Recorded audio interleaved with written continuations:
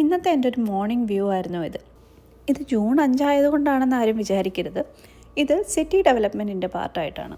ഒരു വർഷത്തിന് മുമ്പ് ഞങ്ങൾ ഈ വീട് കാണാൻ വരുമ്പോൾ ഈ കാണുന്ന സ്ഥലം ഒരു മരുഭൂമി പോലെയായിരുന്നു. ഇതൊരു പുതിയ കമ്മ്യൂണിറ്റി ആയതുകൊണ്ട് തന്നെ ഇവിടെ ഒരുപാട് ചേഞ്ചസ് വരുമെന്ന് ഞങ്ങൾക്ക് അറിയാമായിരുന്നു.